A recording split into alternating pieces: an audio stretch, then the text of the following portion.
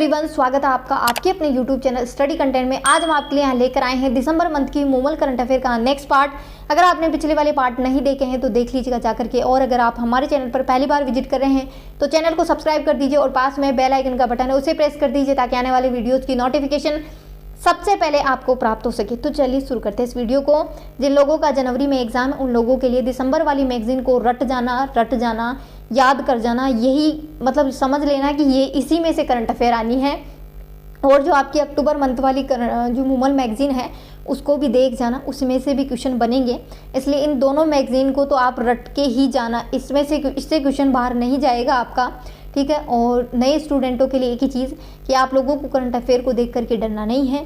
एक टीचर उठाइए, एक मैगजीन उठाइए, उनको बार बार जो है रिवाइज करिए। आपको एक समय बाद ऐसा होगा कि करंट अफेयर में से आपका एक सिंगल क्वेश्चन भी गलत नहीं होगा, ठीक है। जब आप बाहरी लोगों की बातें सुनते हैं तो करंट अफेयर के बारे में थोड़ा डर जाते हैं, ऐसा नहीं करना है, उन लोगों को अवॉइड करना है।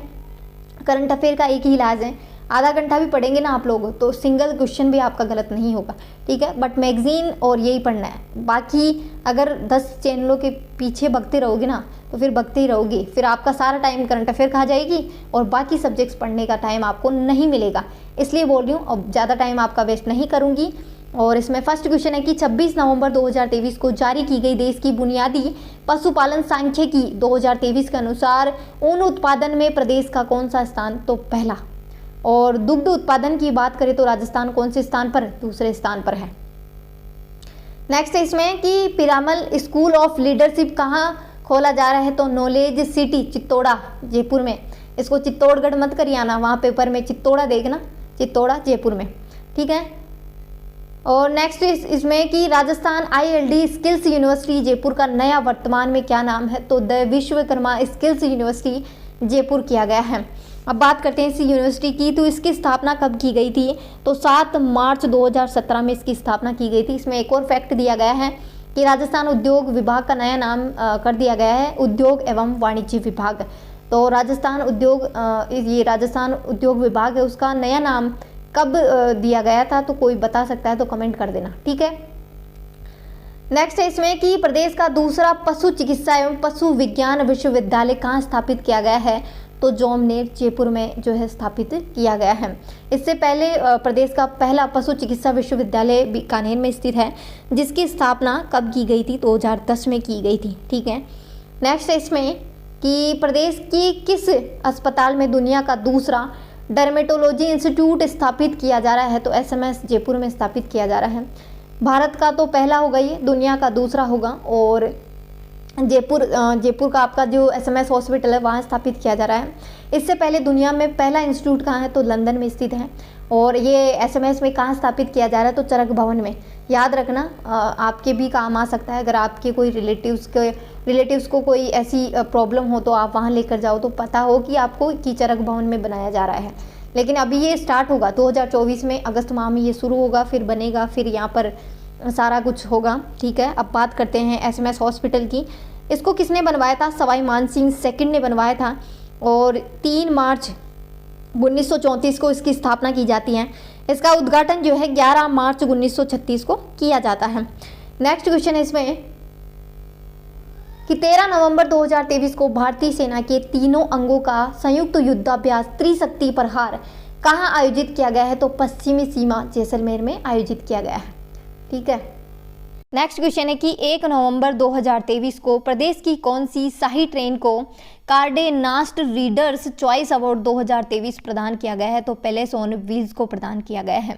ये RTDC के द्वारा चलाई जाती है, एक शाही ट्रेन है। ये दुनिया की दूसरी सर्वश्रेष्ठ लग्जरी टूरिस्ट ट्रेन का खिताब मिला है इसको। पहली कौन सी है? तो जापान की इन क्यूशू ट्रेन है जो कि पहली लग्जरी ट्रेन है। और इसमें और भी ट्रेनें हैं, गोल्डन चैरियट और महाराजा एक्सप्रेस, ये सारी ट्रेनें हैं जो कि शाही ट्रेनें हैं।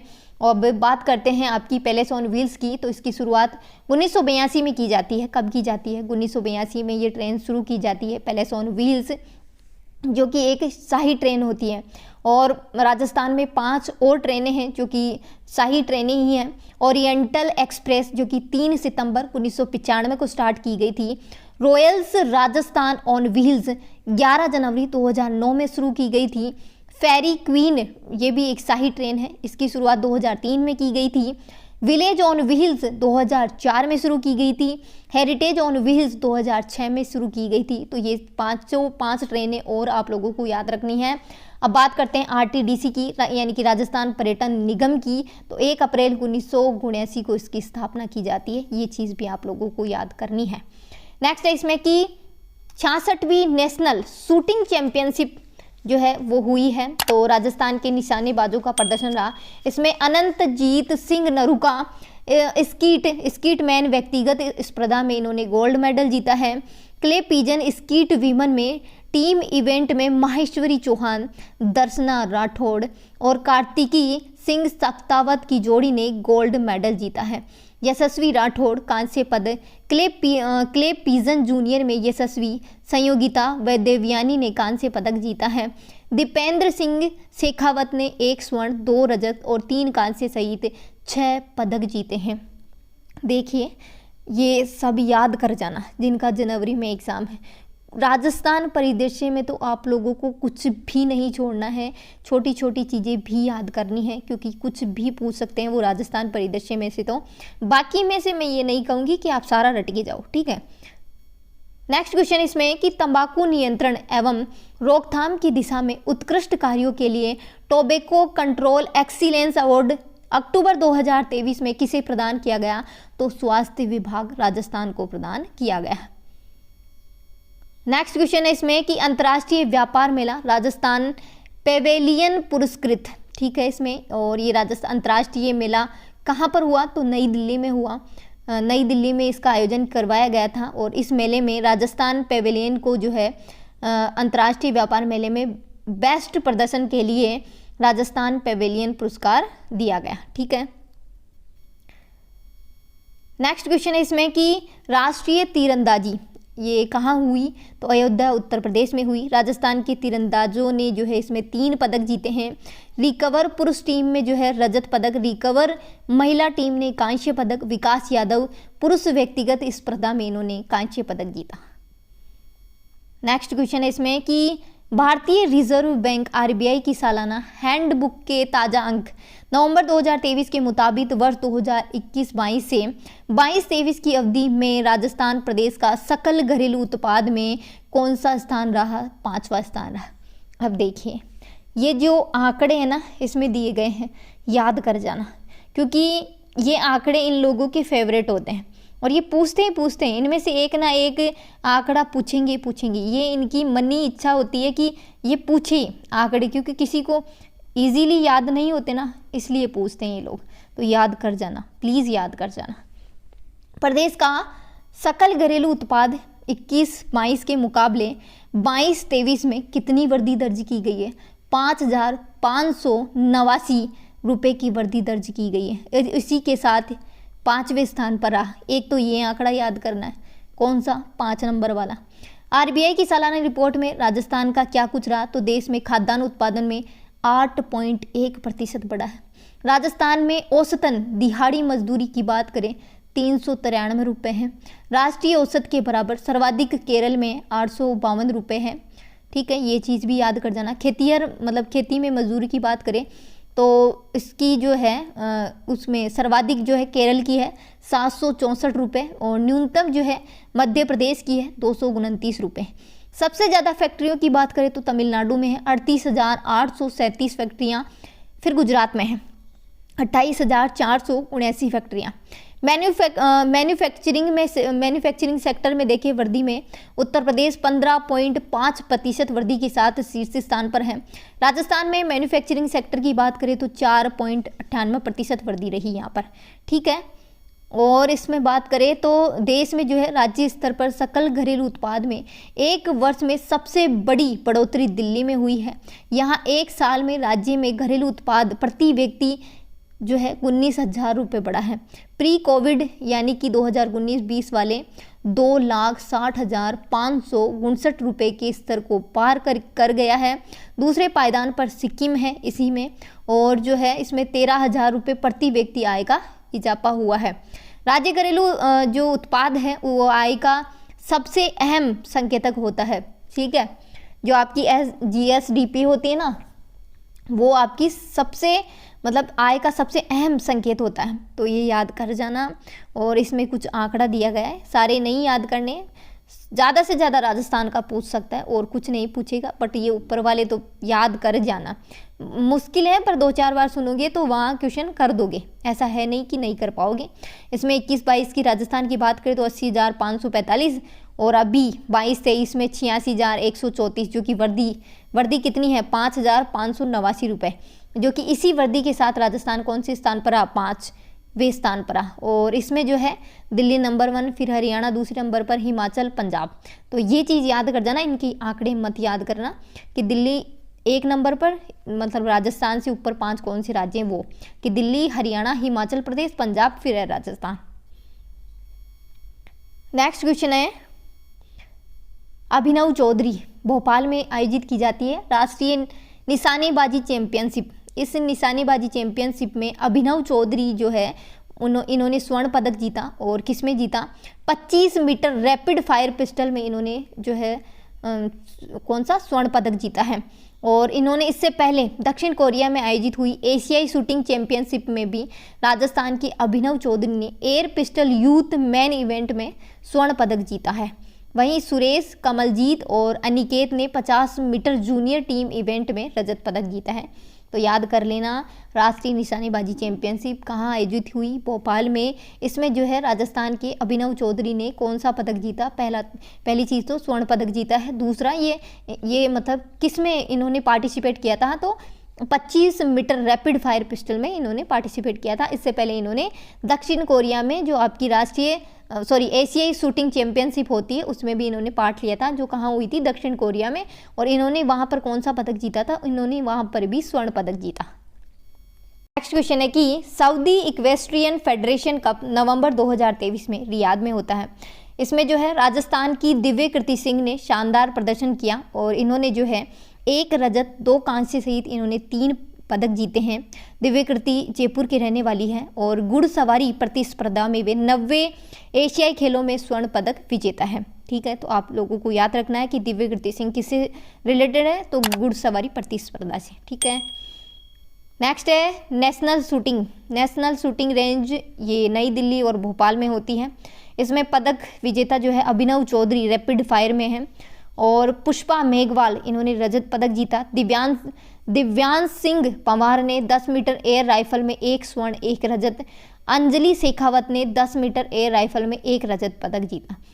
नेक्स्ट क्वेश्चन है कि केंद्रीय स्वास्थ्य मंत्रालय की हेल्थ मैनेजमेंट इंफॉर्मेशन सिस्टम की वार्षिक रिपोर्ट 2022-23 में प्रदेश का लिंगानुपात कितना आया है, तो 946। इससे पहले कितना था, 948 था। और देश की बात करें तो 933, और अभी 3 सालों से राजस्थान का जो लिंगानुपात है वो स्थिर है, 946 ही है। ठीक है, लिंगानुपात से रिलेटेड जो है कुछ स्क्रीन पर आपको कुछ डाटा दिखाई दे रहा होगा, वो डाटा आपको देखना है।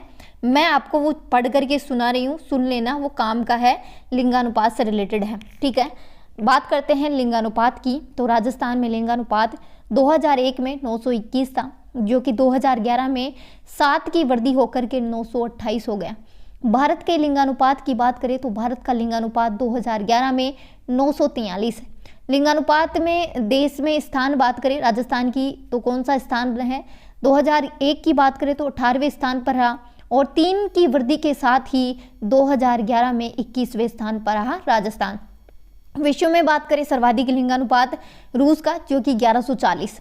सर्वाधिक लिंगानुपात जो है लिंगानुपात वाला जिला 2001 के अकॉर्डिंग 1022 डूंगरपुर, और 2011 में भी डूंगरपुर ही रहा, जो कि 994 इसका लिंगानुपात रहा। सर्वाधिक लिंगानुपात वाला राज्य की बात करें तो केरल, यहाँ पर 1084 लिंगानुपात है। न्यूनतम लिंगानुपात वाले जिले की बात करें तो 2001 में जैसलमेर, और 2011 में धौलपुर। जैसलमेर में 821 और धौलपुर में 846 लिंगानुपात रहा। न्यूनतम लिंगानुपात वाला जो आपका राज्य है वो हरियाणा है, वो कितना है, वो 879 है। इतना आपको याद रखना है। फिर एक और PDF आपको उस पर मिलेगी स्क्रीन पे, उसको देखना है कि राज्य के किसी भी जिले में 1000 लिंगानुपात किसी ने भी प्राप्त नहीं किया है इस वाली जनगणना में, 2011 वाली में। लेकिन 2001 में दो जिलों ने 1000 या 1000 से अधिक लिंगानुपात जो है दर्ज किया था। डूंगरपुर ने 1022 और राजसमंद ने 1000। फिर जो है डूंगरपुर जिले का लिंगानुपात 994 जो कि सर्वाधिक है। इसी में जो है सर्वाधिक दूसरे नंबर पर कौन है? राजसमंद जिसका 990 है। तीसरे नंबर पर है पाली जिसका 987 और चौथे नंबर पर है प्रतापगढ़ जिसका 983। ठीक है, फिर बात करते हैं सबसे कम लिंगानुपात की 2011 वाली जनगणना में, तो इसका है धौलपुर का है 846। फिर दूसरे स्थान पर है जैसलमेर 852, तीसरे स्थान पर है करौली 861 और चौथे स्थान पर है भरतपुर 880। ठीक है, फिर इसमें कि जो आपका आदिवासी जिले हैं वहाँ पर लिंगानुपात अधिक है बजाय गैर आदिवासी जिलों की तुलना में। ठीक है, गैर आदिवासी जिलों में लिंगानुपात कम है और आदिवासी जिलों में लिंगानुपात अधिक है। ठीक है, फिर नेक्स्ट है इसमें कि आपका जो जो राजस्थान है वो सिर्फ 2 ही राज्य ऐसे हैं जिनसे इसका लिंगानुपात कम, जिनका लिंगानुपात राजस्थान से कम है, सिर्फ 2। बिहार है जिसका 918 है, एक उत्तर प्रदेश है जिसका 912 है। बाकी जो है राजस्थान से कम है इन 2 का ही, बाकी का अधिक है। 2001 की तुलना में 2011 की जनगणना में जैसलमेर जिले के लिंगानुपात में सर्वाधिक सुधार किया है जैसलमेर में, यानी कि सर्वाधिक वृद्धि की बात करें लिंगानुपात की तो जैसलमेर में हुई है। कितनी हुई है? तो 821 से बढ़कर के 31 अंकों की बढ़ोतरी हुई है 821 में, तो जो कि 852 हो गया है 2011 की जनगणना में। फिर दूसरे स्थान पर है भरतपुर है जिसमें कितनी 26 अंकों के साथ 880 भरतपुर का लिंगानुपात हो गया है। 2001 की तुलना में 2011 की जो जनगणना हुई उसमें सर्वाधिक गिरावट कौन से जिले में लिंगानुपात की है? ये सबसे अधिक गिरावट डूंगरपुर में, पता है आपको कि 1022 था 2001 की जनगणना में, जो कि 2011 की जनगणना में घट करके 994 रह गया जिसमें 28 की गिरावट आई है। दूसरे नंबर पर है जालोर जिसमें 64 की गिरावट आई है, यानी कि 14 अंकों 964 से गिर करके 952 ही रह गया, यानी कि 14 अंकों की गिरावट। राजसमंद की बात करें 1000 से गिर करके 14 अंकों की गिरावट के साथ 990 रह गया। ठीक है, और इसमें बात करते हैं कि आपके जो लिंगानुपात वाले जिले हैं, यानी कि राजस्थान का 928 लिंगानुपात है। लिंगानुपात से कम यानी कि औसत से कम जिले कितने हैं? 15 है। और औसत से अधिक कितने जिलों की संख्या है, यानी अधिक लिंगानुपात कितने जिलों में रहा? तो 18 जिलों में रहा, ये भी याद रखना है। और आपके जो मरुस्थलीय पश्चिमी मरुस्थलीय जिले हैं उनमें कितना रहा? तो जैसलमेर में 852, श्रीगंगानगर में 887, बीकानेर में 905, जोधपुर में 916, बाड़मेर में 902। राज्य में जो औसत लिंगानुपात से उससे भी कम लिंगानुपात है पश्चिमी मरुस्थलीय जिलों में। और आपका जो आदिवासी क्षेत्र है ना, मेवाड़ वाला पहाड़ी वाला क्षेत्र, वहाँ औसत लिंगानुपात से भी अधिक लिंगानुपात है, जिसमें आपका डूंगरपुर 994, राजसमंद 990, बांसवाड़ा 980, उदयपुर 958, पाली 987, चित्तौड़गढ़ 972 जो कि औसत से भी अधिक है। और 12 जिला ऐसा है जिसका लिंगानुपात जो है औसत के बराबर है, यानी कि 928 है राज्य का लिंगानुपात, उसके बराबर ही है। और 12 का कितना है? 929 है। ये चीज़ याद रखना, ये क्वेश्चन पूछा हुआ है 12 वाला। ठीक है, एक और इसको आपको ना इसमें PDF देखने को मिलेगी, उसमें राजस्थान का 2001 का और 2011 का जो है लिंगानुपात दिया गया है। 921 है 2001 में और यहाँ पर 928 है, इसमें अंतर है 7 का। और भारत की बात करें तो लिंगानुपात की 2011 में 943 है, ग्रामीण लिंगानुपात 930 है और यहाँ पर जो है 2011 में 933, 3 की वृद्धि हुई है यहाँ पर। ग्रामीण लिंगानुपात भारत का 949 है। नगरीय की बात करें राजस्थान में तो 2001 की जनगणना में 890 और भारत का जो है 914, 24 की वृद्धि हुई है यहाँ पर। नगरीय लिंगानुपात भारत में 929 है। सर्वाधिक नगरीय लिंगानुपात डूंगरपुर में 2001 के अनुसार। फिर यहाँ पर सर्वाधिक ग्रामीण लिंगानुपात डूंगरपुर में 1031 2001 की जनगणना के अनुसार, पाली में 1003। ठीक है, ये वाला क्वेश्चन भी पूछा हुआ है। सर्वाधिक ग्रामीण लिंगानुपात वाला राज्य केरल है 1078। न्यूनतम ग्रामीण लिंगानुपात वाला जिला धौलपुर है 2001 के अनुसार और 2011 के अनुसार भी धौलपुर है जो कि 841 है। न्यूनतम ग्रामीण लिंगानुपात वाला राज्य सिक्किम और हरियाणा है 882, 2 राज्य हैं। सर्वाधिक नगरीय लिंगानुपात वाला जिला टोंक है 942 2001 की जनगणना। टोंक ही है 2011 की जनगणना 985। सर्वाधिक नगरीय लिंगानुपात वाला राज्य केरल है 1091। न्यूनतम नगरीय लिंगानुपात जैसलमेर में है 785 2001 की जनगणना, जैसलमेर 807 2011 की जनगणना। न्यूनतम नगरीय लिंगानुपात वाला राज्य कश्मीर में है 840। ठीक है, और यहाँ पर लिंगानुपात दिया गया है ग्रामीण का और नगरीय का। तो सर्वाधिक ग्रामीण वाले की बात करें तो पाली है, फिर राजसमंद है और फिर है डूंगरपुर हो जाएगा। पाली का 1003, राजसमंद का 998 और डूंगरपुर का 996। नगरीय लिंगानुपात की बात करें सर्वाधिक की तो टोंक है, प्रतापगढ़ है, बांसवाड़ा है। टोंक का जाएगा 985, प्रतापगढ़ का 963, बांसवाड़ा का 964। और यहाँ पर बात करें तो न्यूनतम लिंगानुपात की, ग्रामीण न्यूनतम लिंगानुपात और नगरीय लिंगानुपात, धौलपुर है, फिर करौली है, फिर जैसलमेर आ जाएगा। धौलपुर का 841, करौली का 856, जैसलमेर का 859। जैसलमेर का नगरीय लिंगानुपात की बात करें तो जैसलमेर, धौलपुर, अलवर। जैसलमेर का 807 है, धौलपुर का 864 है, अलवर का 872 है। तो इतनी डिटेल आपको याद करनी पड़ेगी। ठीक है, नेक्स्ट क्वेश्चन है इसमें कि RCA अकेडमी का निदेशक किसे बनाया गया है, तो पंकज सिंह को बनाया गया है। RCA पंकज सिंह का कार्यकाल अकेडमी में निदेशक के रूप में मार्च 2024 तक रहेगा। पंकज सिंह राजस्थान के पूर्व रणजी कप्तान रहे थे। ठीक है, अब बात करते हैं RCA की, ये क्या है। RCA राजस्थान क्रिकेट एसोसिएशन इसकी फुल फॉर्म हो जाएगी। इसकी स्थापना कब की गई थी, तो 1931 में अजमेर में इसकी स्थापना की गई थी। फिर जो है इसका मुख्यालय जयपुर में ट्रांसफ़र कर दिया गया। इससे पहले इसका नाम क्या था, तो राजपूताना क्रिकेट एसोसिएशन इसका पूर्व नाम था। इसके अध्यक्ष कौन है वर्तमान में, तो वैभव गहलोत है, वैभव गहलोत। ठीक है, नेक्स्ट इसमें कि मारवाड़ मेडिकल यूनिवर्सिटी का पहला वाइस चांसलर किन्हें नियुक्त किया गया है, तो डॉक्टर M.K. आसेरी को। नेक्स्ट क्वेश्चन है कि RPSC और RSSB में नए सदस्य नियुक्त हुए हैं 8 अक्टूबर 2023 को। पहले मैं RPSC के बारे में बता देती हूँ कि RPSC के वर्तमान में अध्यक्ष कौन है, तो संजय कुमार श्रोत्रिय हैं और ये 3 सदस्य नए अभी नियुक्त हुए हैं। तो टोटल संख्या अब 7 हो गई है। सातों के सातों नाम याद रख लेना। कैलाश चंद मीणा, प्रोफेसर अयूब खान, कर्नल केसरी सिंह राठौड़, ये तो 3 अभी नए नियुक्त हुए हैं। इससे पहले अध्यक्ष कौन है, तो आपके संजय श्रोत्रिय जो हैं वो अध्यक्ष हैं और जसवंत राठी ये एक सदस्य हैं। बाबूलाल कटारा, डॉक्टर संगीता आर्य और मंजू शर्मा, ये इससे पहले ये 4 सदस्य हैं। 3 नए नियुक्त हैं, टोटल 7 संख्या हो गई है और अध्यक्ष हैं ये आपके संजय कुमार श्रोत्रिय। इसके साथ ही टोटल 8 सदस्य हो गए हैं। ठीक है, अब RPSC के बारे में थोड़ी सी डिटेल की बात कर लेते हैं क्योंकि RPSC का नाम आ ही गया है, तो जो बता रही हूँ वो सुन लेना कि इसमें जो है इसकी शुरुआत कहाँ से होती है। भारत सरकार अधिनियम 1935 के तहत प्रांतों में लोक सेवा आयोग के गठन का प्रावधान किया गया था। तो उस टाइम पे जो थे 22 प्रांत थे, उनमें से जो है 3 प्रांतों में पहले से आपका राजस्थान लोक सेवा आयोग कार्यरत था। वो 3 प्रांत कौन कौन से हैं, क्वेश्चन पूछा गया है, इंपॉर्टेंट है, सुन लेना। जयपुर था जिसमें 1940 में स्थापना की गई थी आपके RPSC की, जोधपुर 1939 में और बीकानेर 1946 में। ये ऐसे प्रांत है जहाँ पर पहले ही लोक सेवा आयोग कार्यरत था।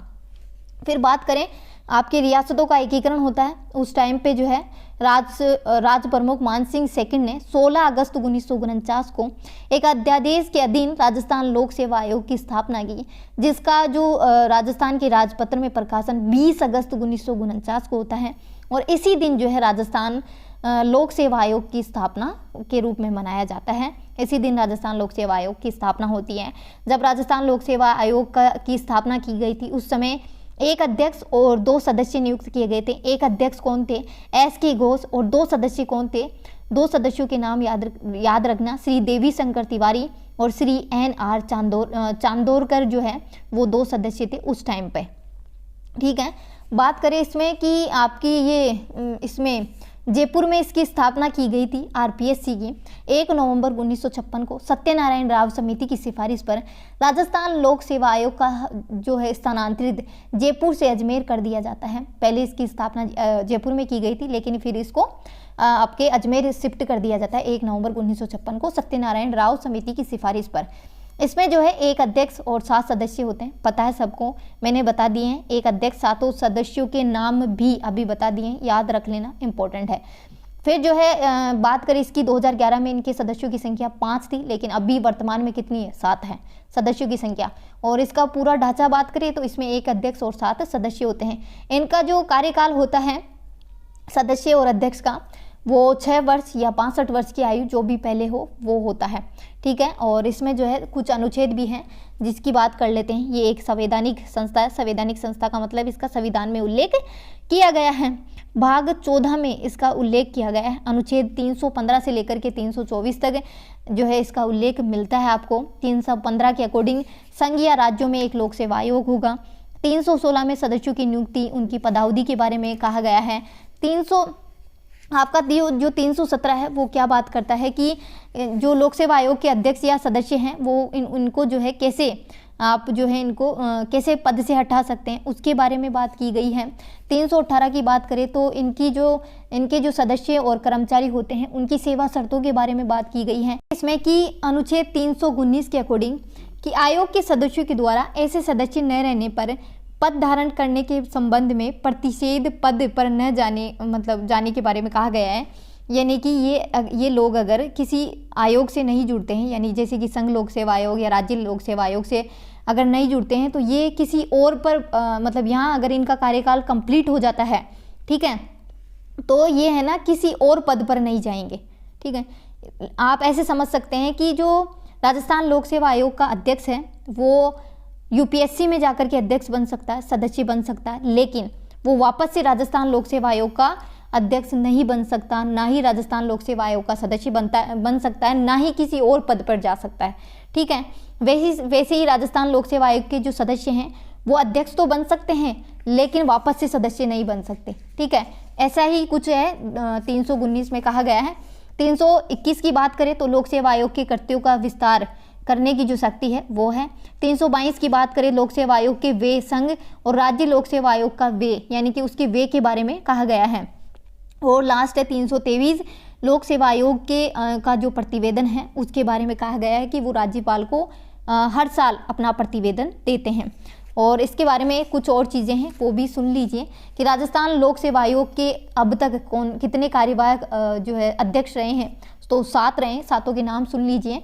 Shri LL Joshi, Shri SC Singhariya, Shri SS stock, Shri HN Meena, और 5वें हैं RD सैनी, 6ठे हैं जसवंत सिंह राठी और 7वें हैं शिव सिंह राठौड़। ये जो है कार्यवाहक अध्यक्ष रहे हैं। महिला सदस्यों की बात करें तो कांता कतुरिया, कमला भील, प्रकाशवती शर्मा, दिव्या सिंह, राजकुमारी गुजर, संगीता आर्य, मंजू शर्मा, ठीक है। और संगीता आर्य, मंजू शर्मा तो वर्तमान में भी कार्यरत हैं। आरपीएससी के सदस्य जो राज्यपाल को अपना त्यागपत्र दिया है जिन्होंने, कांता कतुरिया जी ने, जो कि आरपीएससी और यूपीएससी की सदस्य, साथ ही जो है राजस्थान महिला आयोग की अध्यक्ष भी रही हैं। शिवपाल सिंह ने दिया है, दिव्या सिंह ने दिया है, श्याम सुंदर शर्मा ने दिया है। और आरपीएससी से जुड़े हुए कुछ तथ्य हैं वो भी पढ़ लीजिए। सर्वाधिक लंबा कार्यकाल की बात करें देवी शंकर तिवारी का था। आरपीएससी के सदस्य ओपी गुप्ता जो राज्य सरकार के मुख्य सचेतक भी रहे हैं। राजस्थान के राज्यपाल रघुकुल तिलक राज्यपाल से पूर्व राजस्थान लोक सेवा आयोग के सदस्य भी रहे थे। NK बेरवा आरपीएससी के सचिव एवं अध्यक्ष पद दोनों पर रहे। आरपीएससी की सदस्य कमला भील राज्य सरकार में मंत्री रही। PR चौधरी जो सांसद थे राजस्थान लोक सेवा आयोग के सदस्य भी रहे थे। और कांता कतुरिया एवं प्रकाशवती शर्मा आरपीएससी और यूपीएससी दोनों में सदस्य रही। तो इतनी डिटेल आपको आरपीएससी के बारे में याद रखनी है, ठीक है। नेक्स्ट इसमें कि RSSB, इसमें भी जो है नए सदस्य चुने गए। RSSB की फुल फॉर्म हो जाएगी राजस्थान कर्मचारी चयन बोर्ड।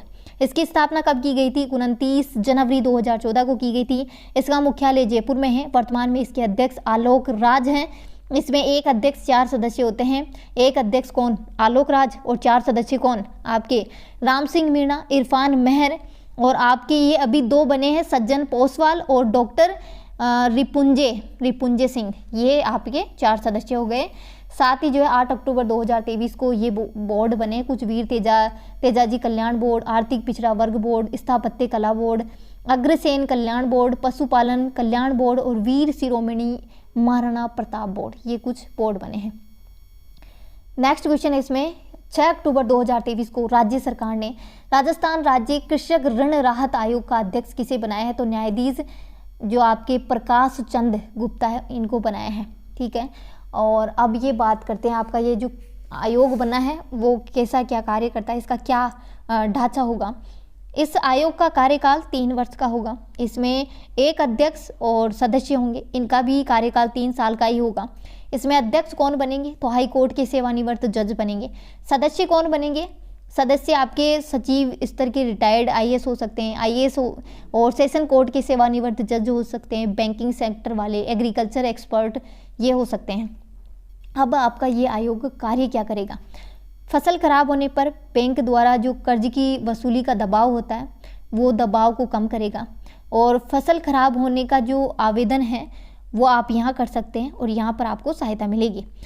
जो आपकी संकटग्रस्त जो किसान हैं इनको भाई कि किसको कौन सा किसान संकटग्रस्त इसको घोषित करने का कार्य भी ये लोग ही करेंगे। जाकर के चेक करेंगे कि इनकी फसल खराब हुई है या नहीं हुई है, इनकी जो किस्तें हैं लोन की उनको आगे बढ़ाना है या नहीं बढ़ाना है, इनको ब्याज में रिलैक्सेशन देना है या नहीं देना है, तो ये सारे कार्य ये बोर्ड करेगा। ठीक है, और इसमें ये और दिया गया है कि प्राकृतिक वन्य आपदाओं से हुए नुकसान के कारण समय पर ऋण न चुकाने वाले किसानों को राहत प्रदान करेगा ये आयोग।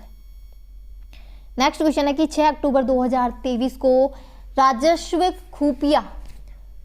खुफिया आर्थिक अपराधों का महानिदेशक जो है किसे बनाया गया है, तो आनंद स्वरूप को, IRS आनंद स्वरूप को राजस्व खुफिया महानिदेशक जो है बनाया गया है।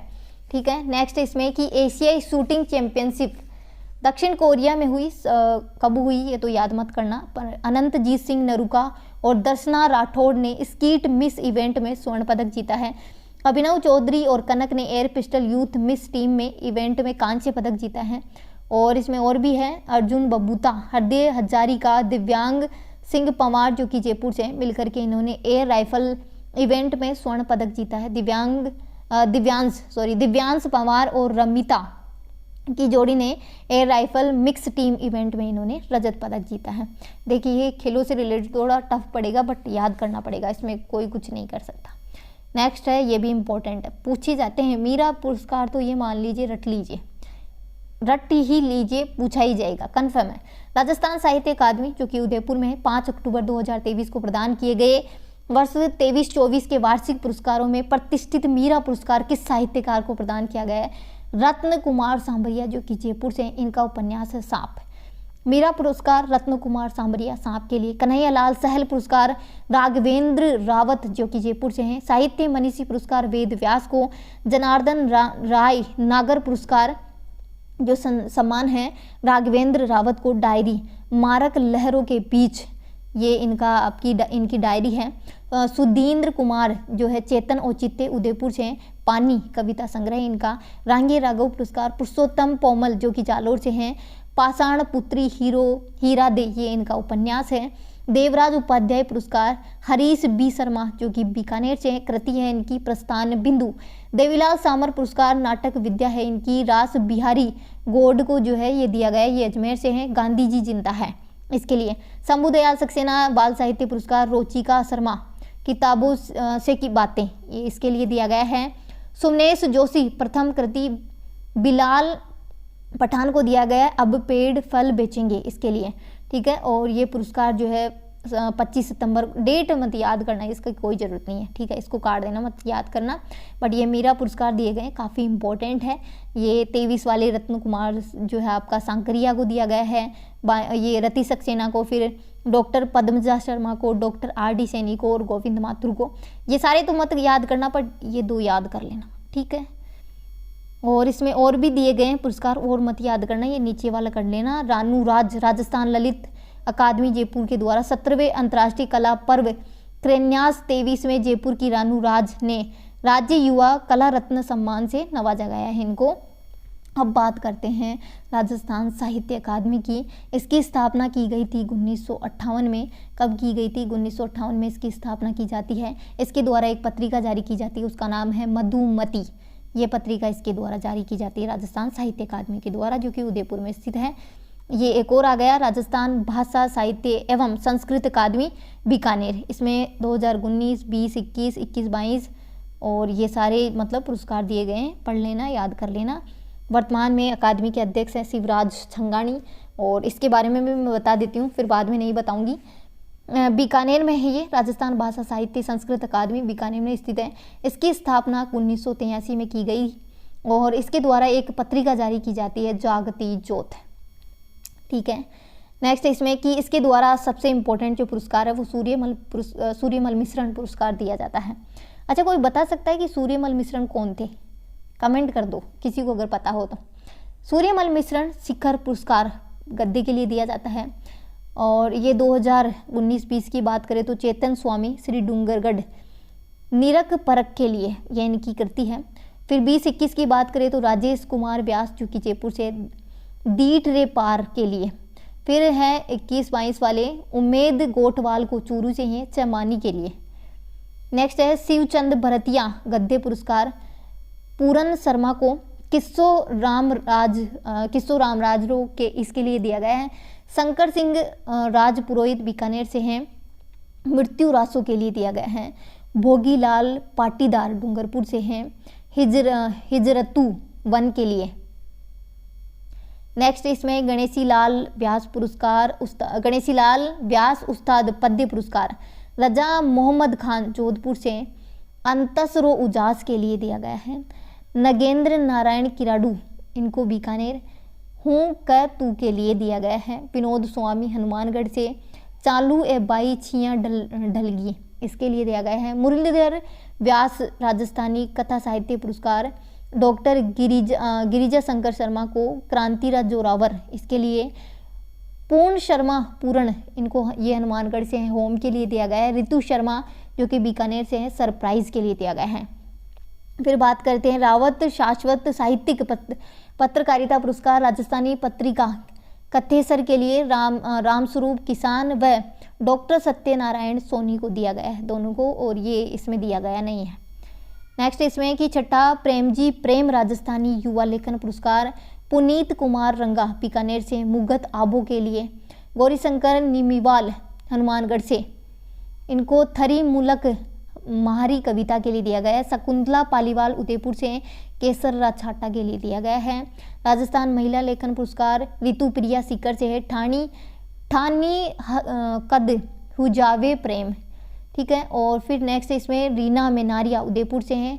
हाथ माए पेट संतोष चौधरी जोधपुर से हैं। कायारी कलझल के लिए दिया गया है।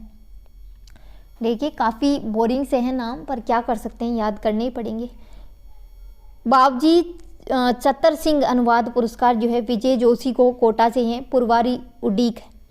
चंदलाल चकवाला कोटा से हैं। सादो लिफाफो भगवती लाल शर्मा जोधपुर से हैं। अमोलक मोती।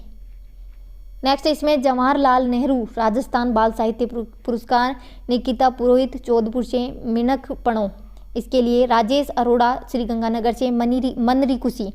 नरेश मोहन हनुमानगढ़ से रूख ने गले लगावा इसके लिए दिया गया है। लास्ट है झांवर दैया पहली पोथी पुरस्कार डॉक्टर गोपाल राजगोपाल को उदयपुर से। मोजर मुछिया बाबूलाल छंगानी बीकानेर से। कवे जकेने केवण दो, ठीक है। फिर भवानी सिंह राठौर नागौर से हैं। बिनराजा री बेलड़ी इसके लिए दिया गया है। देखिए ये इसमें आप है ना, ये दो तो याद मत करना, बट ये जो 21-22 वाले हैं ये ज़रूर याद कर लेना क्योंकि ये पूछे जाते हैं। और ये पीछे भी तो आपने पढ़ा है ना, उससे पिछले वाली मैगजीन में पढ़ाया तो था ये वाला, ठीक है। तो पढ़ना तो पढ़ लेना, वरना पीछे तो याद किया ही होगा, वरना अभी सुन जाना, वो तो एक ही बात है, पीछे याद करो चाहे अभी याद करो।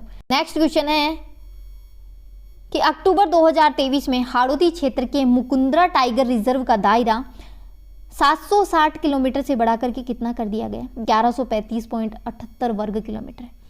याद कर जाना, दिया ही इसलिए क्योंकि पूछेंगे वो लोग, ठीक है। इसमें कोर एरिया कितना है? 690.71 और बफर एरिया कितना है? 445.08 वर्ग किलोमीटर। अब आप लोग सोच रहे होंगे कि कोर एरिया बफर एरिया क्या है? अभी पिछले वाली मैगजीन में तो बताया था, ये है कोर एरिया, ठीक है, और इसके बाहर वाला है बफर एरिया। अब इस कोर एरिया में घना जंगल है, जानवर भी रहते हैं, और ये है इसके बाहर वाला बफर एरिया, ठीक है, समझ गए होंगे आप लोग। अब बात करते हैं मुकुंदरा हिल्स की। मुकुंदरा हिल्स राष्ट्रीय उद्यान जो कि कहाँ कहाँ फैला हुआ है, कोटा, बूंदी, झालावाड़, चित्तौड़गढ़, 4 जिलों में फैला हुआ है। और ये कब राष्ट्रीय उद्यान बनता है, तो 9 जनवरी 2012 को मुकुंदरा हिल्स राष्ट्रीय उद्यान बनता है। तीसरी बाघ परियोजना, तीसरा टाइगर रिजर्व है ये, तीसरी बाघ परियोजना 10 अप्रैल 2013 को यहाँ पर चलाई जाती है। और कौन कौन से एरिया को मिलाकर के, कोटा, बूंदी, झालावाड़, चित्तौड़गढ़, इस वाले एरिया को मिलाकर के यहाँ पर तीसरी बाघ परियोजना चलाई जाती है। ये राजस्थान का दूसरा सबसे बड़ा राष्ट्रीय उद्यान है। ये राष्ट्रीय उद्यान दर्रा, जवाहर सागर दर्रा अभ्यारण्य, जवाहर सागर अभ्यारण्य, राष्ट्रीय चंबल घड़ियाल अभ्यारण्य, इनको मिलाकर के बनाया जाता है। यहाँ पर आदि मानव के शिलाश्रय मिलेंगे आपको, हीरामन तोता मिलेगा जिसका जो आपका वैज्ञानिक नाम है अलेक्जेंड्रिया पैराकीट, हीरामन तोते का वैज्ञानिक नाम है। यहाँ पर हूणों के द्वारा बनाया गया बाड़ोली का शिव मंदिर मिलेगा जो कि चित्तौड़गढ़ में है, ठीक है। और अमला मिणी का महल बनेगा जो कि राव मुकुंद सिंह के द्वारा बनवाया गया था। भीम चोरी मिलेगी जो कि गुप्तकालीन मंदिर है, ठीक है। तो इतनी डिटेल आप लोग याद कर लेना। और नेक्स्ट है कि 3 अक्टूबर 2023 को प्रदेश के अभ्यारण्य में जंगल सफारी का शुभारंभ किया गया है, तो माउंट आबू में किया गया है। और माउंट आबू जो है 4थे स्थान पर है। इससे पहले रणथंभौर, सरिस्का और कुंभलगढ़ में जो है सफारी करवाई जा रही है। अब बात करते हैं माउंट आबू की। तो माउंट आबू 1960 में अभ्यारण्य घोषित होता है और ये जो है सर्वाधिक ऊंचाई वाला एकमात्र पर्वतीय अभ्यारण्य है। यहाँ इसको जो है इको सेंसिटिव जोन 2009 में घोषित किया गया था। राजस्थान का पहला इको जोन है ये। यहाँ पर जंगली मुर्गे मिलते हैं। यहाँ पर एक सुंदर छिपकली मिलती है जिसे यूब्लेफेरिस कहते हैं। मृग जो है मृगवन भी यहाँ पर स्थापित किया गया है। यहाँ पर एक औषधि मिलती है डिक्लिप्टेरा आबुएंसिस जिसे कारा भी कहते हैं। ये विश्व में यहीं पाई जाती है। तो इतनी डिटेल आपको इस क्वेश्चन के बारे में याद रखनी है। और जो है वीडियो को लाइक करना, शेयर करना, कमेंट करना ना भूलें ऐसी और वीडियोज़ के लिए, ठीक है। और जिन लोगों को डिटेल में पढ़ना अच्छा लगा है वो कमेंट कर देना और प्लीज़ वीडियो को शेयर कर देना, ज़्यादा से ज़्यादा शेयर करना और लाइक कर देना, ठीक है। जय हिंद, जय भारत।